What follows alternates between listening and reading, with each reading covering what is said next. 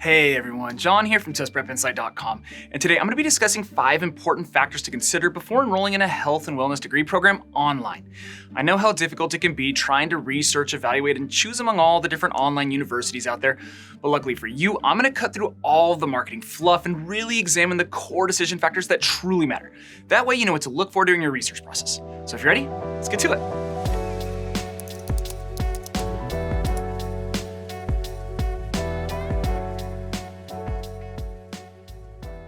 Alright, so before I just dive into the factors, I should just mention up front here that if at any point during this video you feel like you need some more information, make sure to check out the description below. I'll drop links in the text below the video screen over to a bunch of helpful resources, guides, and sources, so you'll definitely want to check that out. Also, if you find this video helpful in any way, please make sure to subscribe to the channel, hit that thumbs up button, and drop us a quick comment below. That'd really be appreciated. Okay, so to kick things off, my first recommendation is actually to take a step back and really contemplate what you want to do with your degree in health and wellness. In other words, what is your end goal? Is it to become a community health worker, corporate wellness coordinator, public health educator, physical therapist assistant? The list goes on and on. There are a ton of different career paths. The point is that you first need to narrow down what you want to specialize in. This will help you figure out what degree program best aligns with your personal goals. That way, as you conduct your research, you can start to recognize what I call X factors among all these different universities and their health and wellness degree programs. And by X factors, I'm referring to the specific features, offerings, and curriculum that align with your particular aspirations. So think different concentration options. Does the university offer an exact concentration for the niche that you're most interested in? Diet and nutrition, sports medicine, etc. How many elective credits are included within the degree track? That way you can really focus on the subject areas that you're truly passionate about. Are there any specific health-related certifications that are integrated into the degree program so you can further enhance your skills and resume? Or maybe your end goal is to earn a master's degree after completing your bachelor's. In that case, you'll likely want to check out online universities that offer an accelerated bachelor's to master's option. Purdue University Global, which is a popular national online university, is a perfect example of this. Essentially, by earning a minimum grade in select courses, you can gain entry into a streamlined version of Purdue Global's Master's in Healthcare Administration, Public Health, or health education programs. That way you can complete both degrees in less time and at a lower cost than completing both separately. So the key takeaway here is that by considering your end goals and objectives as you conduct your research, it'll help you recognize which programs might be a good fit for you and your career path. Alright, so next up, you should familiarize yourself with the admission requirements and how the application process works. So, online universities generally fall into one of two buckets, either open enrollment or selective enrollment. Selective enrollment schools are the more conventional types of universities that probably come to mind when you think about college. Schools like Duke, Vanderbilt, Notre Dame, etc. These types of universities typically have stringent admission requirements. You'll likely need a minimum GPA, a high SAT or ACT score, and write a personal statement among other requirements.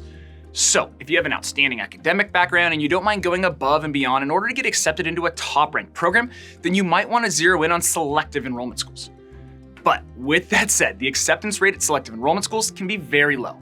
In other words, it's quite difficult to get accepted, even for students with outstanding academic resumes. Therefore, you might want to also toss around the idea of an open enrollment university. These types of schools are typically a better fit for students who might not have the most sterling academic background, or for people who have been in the workforce for a while and are now looking to go back to school, since the only admission requirement, depending of course on the program, is that students just generally have a high school diploma or a GED. So, if this type of school is a better fit with your academic background, I would suggest checking out Purdue University Global. I'll be using them for example purposes throughout this video since they're a popular national online university. I'll go ahead and drop a link down below in the description over to Purdue Global so you can get a better feel for what the application and admissions process is like at an open enrollment college. Okay, so the third and quite possibly most important factor to consider is tuition cost. How much is an online bachelor's degree in health and wellness going to cost? And as you might imagine, there are a few components to keep in mind here. So first, you should research the university's tuition per credit rate and the number of credits required for graduation.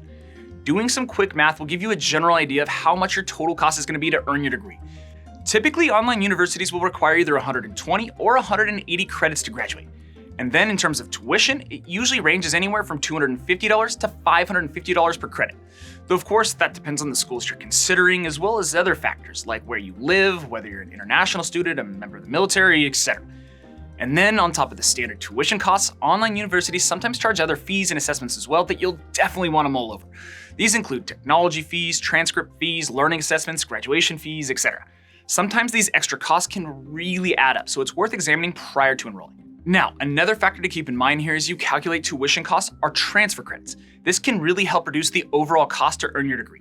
And I'm not just talking about college credits you've already earned from previous institutions.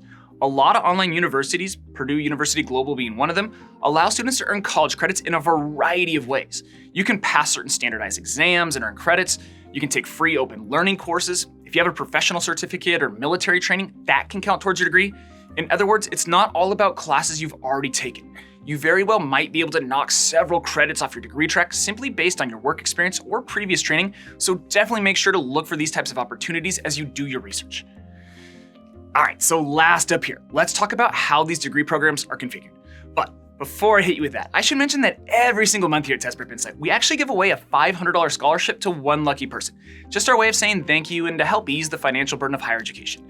It's super simple to enter. Everyone out there is eligible. I'll drop all the details down below in the description, but just know, it takes like 10 seconds to enter, and hey, you never know, you could win $500 to help pay for your degree. Okay, so back to how these degree programs are organized, or in other words, how the universities arrange their curriculum and schedule. So most online degree programs fall into one of three categories: condensed accelerated terms, traditional terms, and self-paced. So in that first grouping of condensed accelerated terms, these are universities with 4 to 6 week terms in which students take one course at a time or possibly 2 courses max. The pace of each course is accelerated, but the nice thing is that you only have to worry about one class at a time. You don't have to complete homework and take exams for 3 or 4 courses at once. So if you're the type of student who struggles with multitasking or staying organized, then this type of program format might be an ideal fit for you, assuming of course you have the free time for an accelerated schedule. Now, the second type of format is the more conventional type of academic calendar that you're probably accustomed to. I'm talking 2 to 5 classes per term that last anywhere from 8 to 12 weeks. This is usually called quarter or semester system. And I'd say the majority of online universities fall into this category. Purdue Global, for example, which I've mentioned several times already, follows this format. They offer 10-week terms in which each program requires a weekly commitment of around 15 to 18 hours on average. Again, the link for Purdue Global will be down below in the description. They have some helpful information on their website regarding how their courses and terms are structured, so you can get a better feel for this traditional type of program format. All right, so last up here, there are self-paced learning formats out there. Basically, with these types of degree programs, you can take courses at your own speed and progress to the next course whenever you're ready.